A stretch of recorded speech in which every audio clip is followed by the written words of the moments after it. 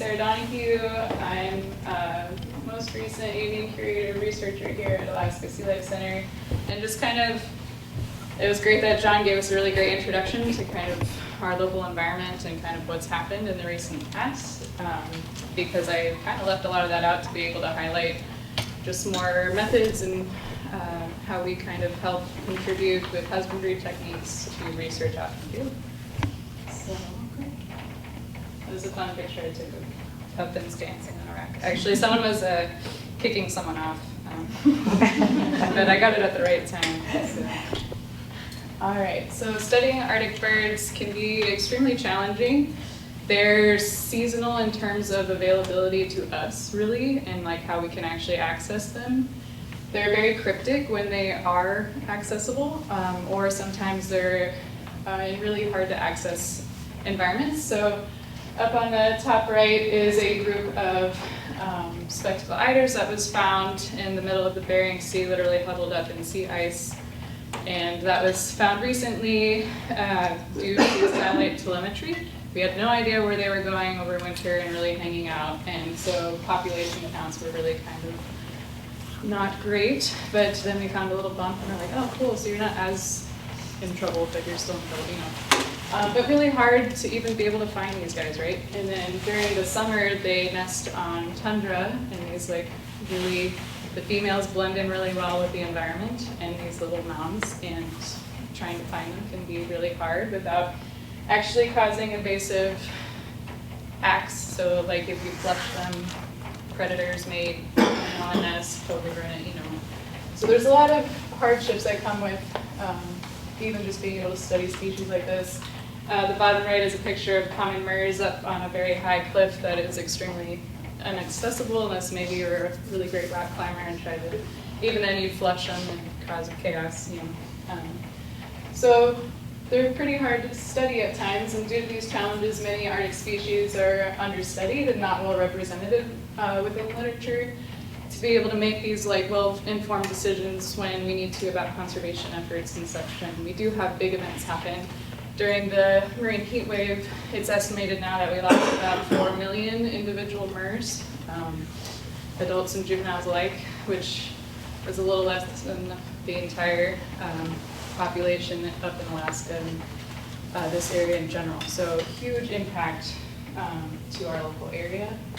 The Arctic is quickly changing ecosystem due to effects of global warming, and it's changing so fast that we can barely even get baselines recorded in some areas. And so with climate changing at the rate that it is, many species don't even have the ability to adapt as fast as these changes are occurring within their environment.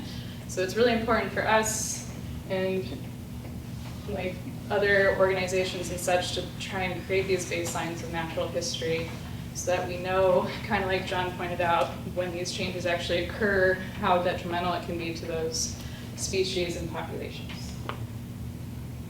So how does that relate to animals and human care? So we have quite a few Arctic species in our collections here at Alaska SeaLife Center, and basically how we can contribute to these conservation efforts and information on these species is really collecting information that may be impossible to get otherwise with how hard they are to access in the wild. So typically in the wild you can observe breeding behavior and reproductive cycles. We get a little more fine-tuned scale on what information we can actually collect here. Parental care of eggs and chick rearing, egg development, incubation techniques, chick growth rates and development, species both on an individual level and also flock dynamics, sometimes mixed flock dynamics like we have in the aviary. Consistent weight monitoring, so this also provides us with seasonal data over time. So not only like throughout a year, but also throughout their lifetime. A lot of the animals we have here we've had since hatch, so it's really neat. We can actually track life history that way, which also coincides with food consumption. And then we have some other techniques that look more closely at inside an animal and kind of energy needs, so metabolics.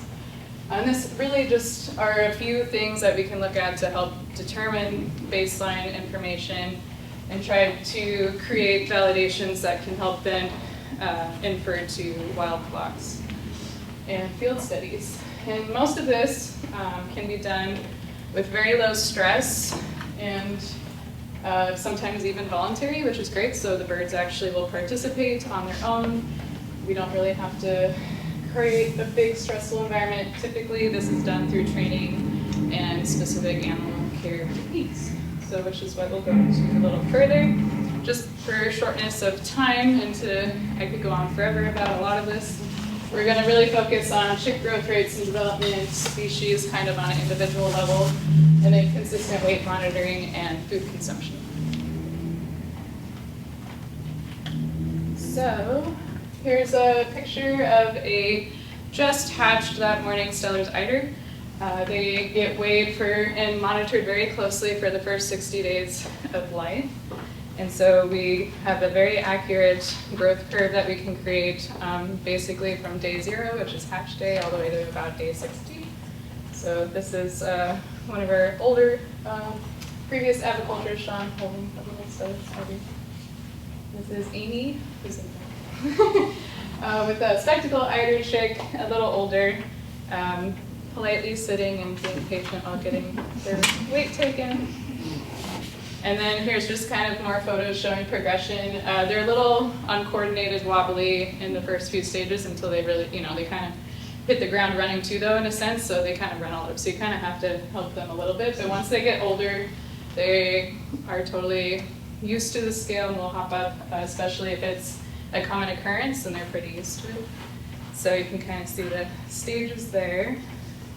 And then this is actually a picture from our aviary. So Alcott and Poe are 2 spectacle eiders up there, and they are both scale section trained. So Alcott usually is the one who will assert her dominance to the scale, especially if there's a little piece of hooligan involved. So yeah, that's her favorite. But yeah, it's a really useful technique just to be able to get voluntary weights. We don't have to, force them into a box or anything. It's very, very great and stress-free for the most part, unless you're a mer. Sometimes the mers like to duke it out. But so here's just kind of an example. So we have mass, so their weight over the first 60 days, and this is looking at 2 of our most recent spectacle eider ducklings, Mike and Ike. They're very, very cute and adorable. Mike's actually the one on the left, and then Ike. But so we have the light blue line is the max average. So looking at all of the ducklings we've hatched over time, we accumulated like a max weight. And then red line is the opposite, so minimum weight with all ducklings we've raised over the period that they've been here. And then a green line is the average of all those ducklings. And then we plotted Mike and Ike's growth curves on there to kind of see. This is also helpful in real time, so we can tell if someone really drops. They're like, uh-oh, we gotta see what's going on. Maybe they're just not getting enough food. Maybe something's happening medically that we need to be honed in on. And ducklings and young birds in general are very good with weight being an indicator when things are going wrong. So these growth curves really help us in the moment. But then over time help us, create a bigger picture of like what is a good average versus not.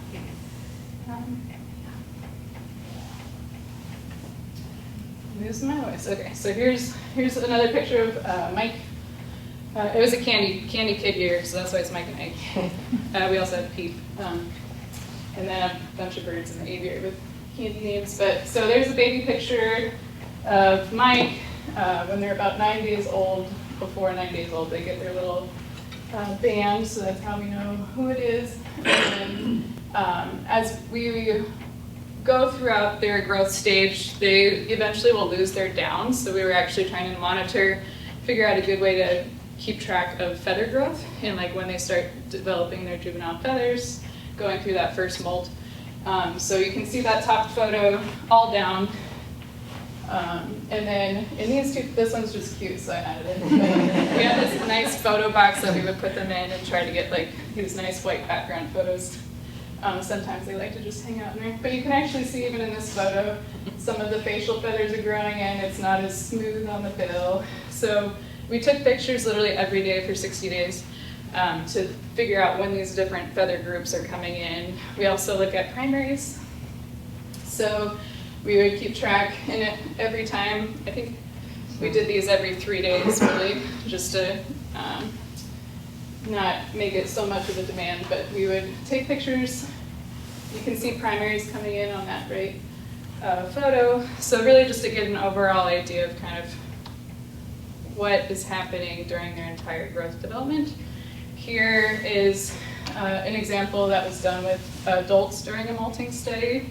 Basically, once they dropped their primaries, we monitored them growing back in. And primaries are their main flight feathers, for those that don't know. But so looking at mass and primary length, this is a really cool energy kind of index too. So they put on a lot of weight as they're developing, so you can see their weight's higher.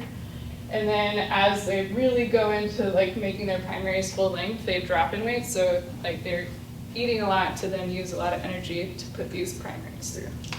So pretty neat what we're able to find just from doing measurements, and really not super demanding measurements either. So to switch topics a little bit, just to a different species, we have a research flock of common mares here that are really special, especially now knowing what we know from heat wave. So we grabbed them from 2 different colonies, one that was highly predated, one not so highly predated on, in collaboration with USGS to be able to conduct various research with their species. And so we currently have 18 of them that you can kind of see from the ODL viewing platform. But here's one of them as a chick. Looks like it's papaya, just from the bands, yellow-black. But we basically train them from a very young age to be used to getting on the scale like we did with the eiders. And then there's a little group of them with Laura trying to figure it out too.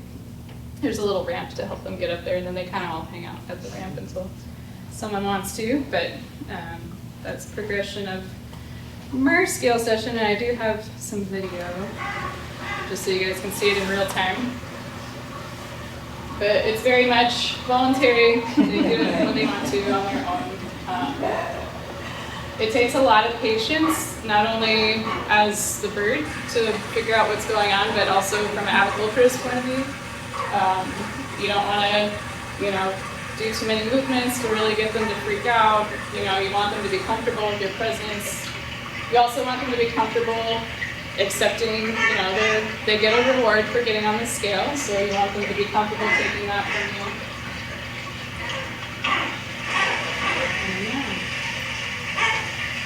They're my favorite, so when I started off here as an aviculturist, I was mainly working with the eider flock, or the eider flock and the mer flock, but then I really honed in on the mers. They're really, especially gregarious, like to be around, they have such personality.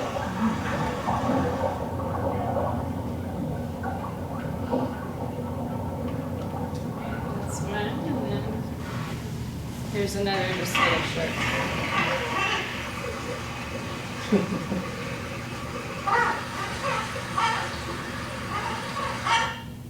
Yeah, you can see like how they're interacting with each other too. So like learning those social cues from each other too can be, and the primaries for them, like in terms of aviculturists, like really know when the birds are gonna go do something silly, So you can kind of prep them and train them in a way to where they can behave at scale session for the most part.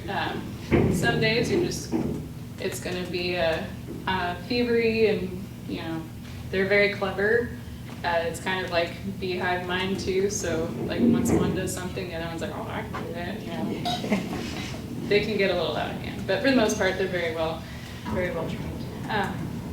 But being able to get daily weights from them, we can create these life history charts and really track their seasonality, and even just from chick to juvenile to adulthood.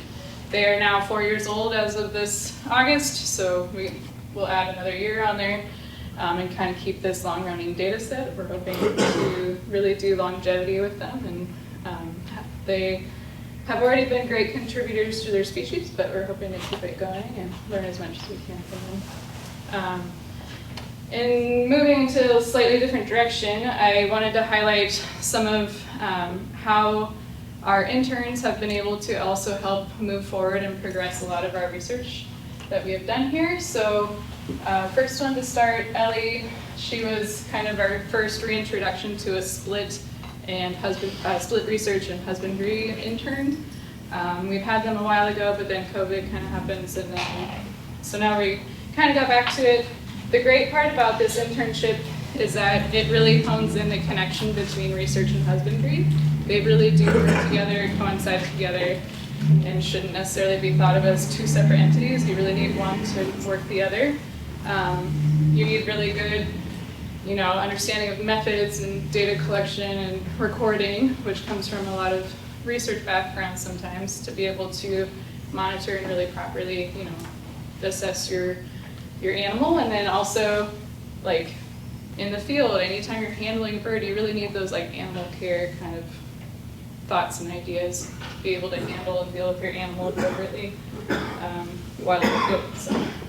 But she was great. I have this huge, there's two of these now, but huge binder. She literally went through all of our data for weight and food consumption for the MERS, entered it, quality controlled it, found it wherever. Some of it may have been on the computer, all in different places, put it in one place, did an amazing job, cataloged it, like insane. She was amazing. But that really sets us up to kind of hit the ground where we are now and keep it current. And then also, anytime we want to do preliminary analysis, she kind of started playing around with it a little bit. But then, like, we're pretty much, the data's ready to go. So anytime we're starting to look at it, we're set and ready for preliminary analysis and then future publications. And then she wrote a really great blurb for our Charade Reforms tag newsletter, which is the order of bird that they fall under. So yeah, really great. She learned a lot while here, and she really helped us out in terms of data mining. And then another intern, Sarah Kendall, she followed right after Ellie, also a split intern. These split interns really get the whole picture because they help with husbandry, learn all the aspects of husbandry. In the afternoon typically is when they deep dive into whatever data project they have. Sarah decided to go more on the eider spectrum instead of common MERS. And so she came up with some really great preliminary analysis that I would love to share with you all. So she looked at correlations between spectacled eider, food consumption, weight, and environmental data. So she used a data set. We have a data set since like the whole time they've really been here. And so 2017 to 2024 for spectacled eiders is what she was able to get quality, she really QA/QC'd, looked through all the data, made sure it all made sense, no crazy outliers, all that thing. Made average monthly calculated numbers for food consumption, weight, environmental data, and this environmental data included relative humidity, air temperature, and wind speed. And just to kind of go over some of the results she found, these were her hypotheses. And then a star means like, yeah, she, predicted it right. And then the X was like, well, actually, I found something else. So the first two we'll look at is increased temperatures will lead to decreased consumption, which she found to be correct. And then wind speed did not have an effect on consumption rates, was actually found to be false. She found that wind speed actually did influence their food consumption. So looking at what that might look like, so we have average monthly food consumption in grams on the Y, and then average monthly air temperature on the X. And then over time, you can really see that as temperatures increase, food consumption decreased. So the warmer it got, the more the eiders weren't really motivated to eat, really, is kind of what that shows. And it was found to be significant, which was cool.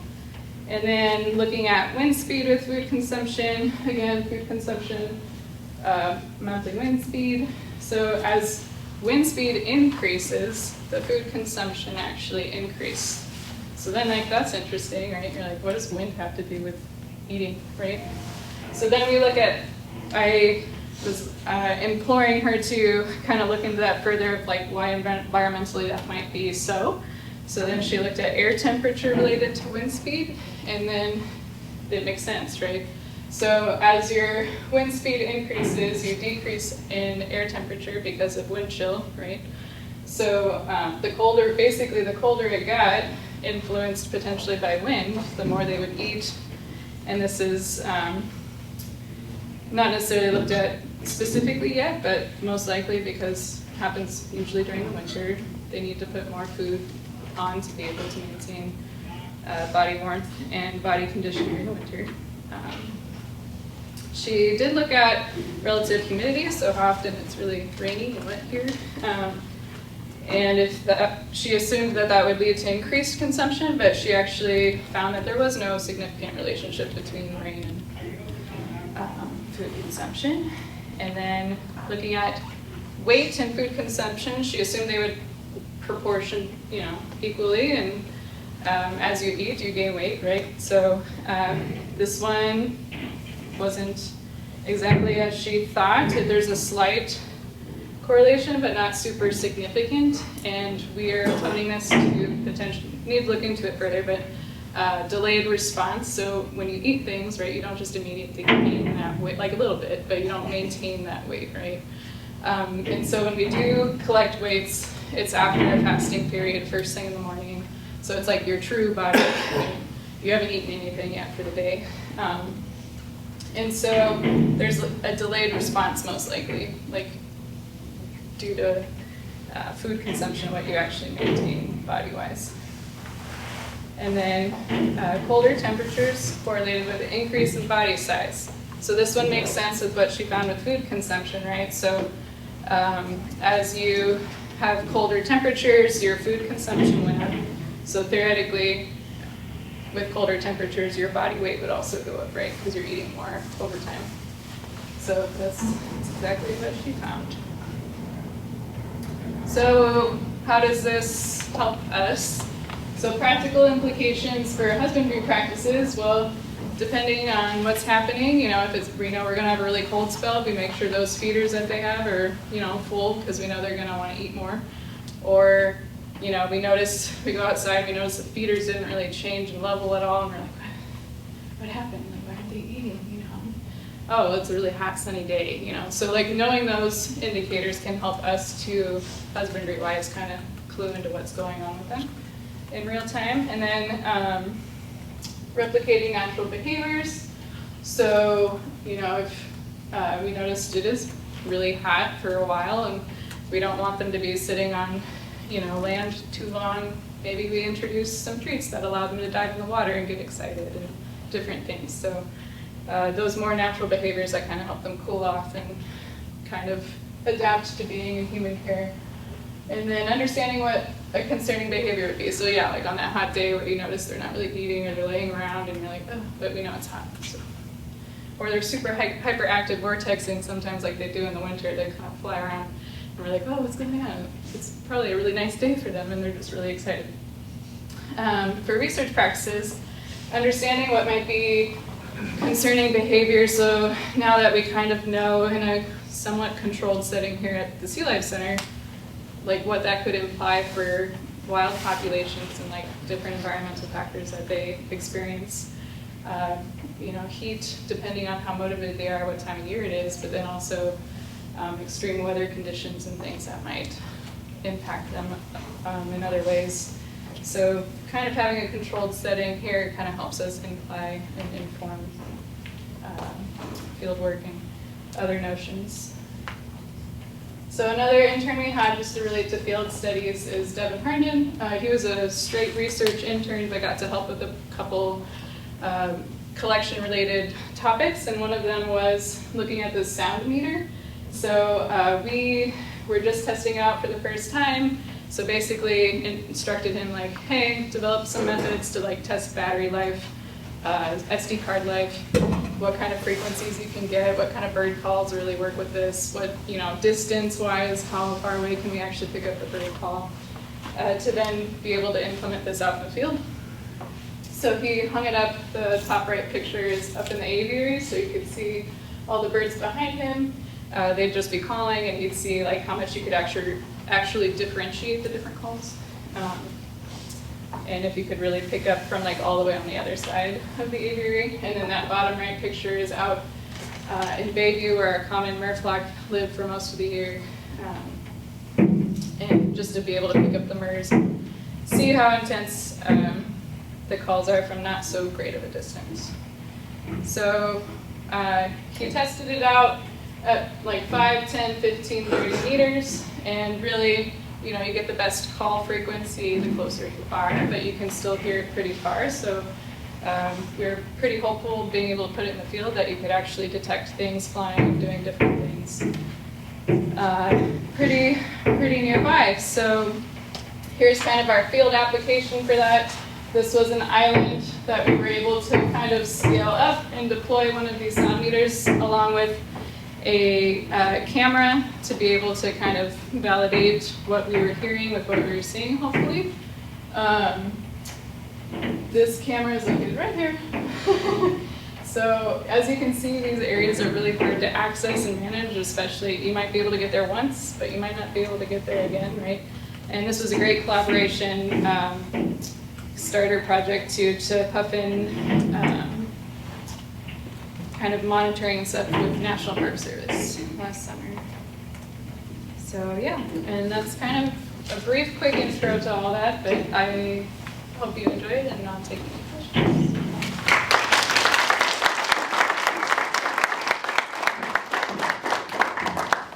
Were those sound recorders and cameras continuous, or were they motion or sound activated? Yeah, so we had them set up pretty much to like a dial. I forget if it was like or something, but the sound was continuous. It was just kind of testing different methods and to see like what we could even achieve, and then help us with monitoring efforts in the future. That was a great talk. In terms of the diet, were you able to measure individual diet? Or I guess, how do you measure diet? Yeah, so we have basically different diet items that we offer here at SeaLife Center, and then we weigh it all out every day, and then we weigh it after each feed so that we actually know in real time like how much the group is eating at least. And then there are several times throughout the year, about 3, where we actually do individual, and like everybody gets weighed each feed kind of thing.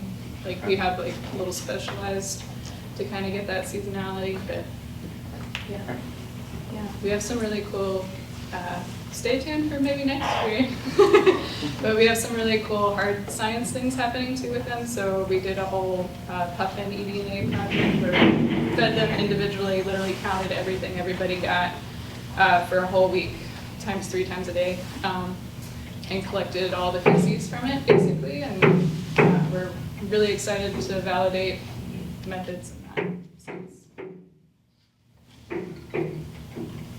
Have you thought about, with the remote piece that you put out in the wild, have you thought about adding a component of that, of it being able to recognize what bird sounds it hears and what bird it is, so you know what it is that they're listening to? Yes, yep, so there's a program, mostly AI related too, but that helps like, yep, exactly. Yeah. We actually had someone from, do you remember where we were from? Cornell? Yeah, we had someone from Cornell come and actually record our birds too, to get like specific sounds to be able to help with exactly that, different studies using their vocals. Yeah, any other questions? In that, the previous internship's research were the environmental factors being measured with these birds in the research environment here at the center? So yes. Like wind speed maybe wouldn't necessarily, if they aren't able to fly too much, wouldn't be causing as much metabolic stimulus if they're like trying to fight the wind flying. No, true. We do get a bit of wind. They're all on the ODL here, so this back area. So we actually do get a bit of wind. It doesn't necessarily cause them to get energetic, but it, like we showed, like it does affect air temperature a lot too in kind of localish environments. So it's more of like that increase or decrease, excuse me, of air temperature that really gets their metabolics going. Any other questions? Thanks again, Sally.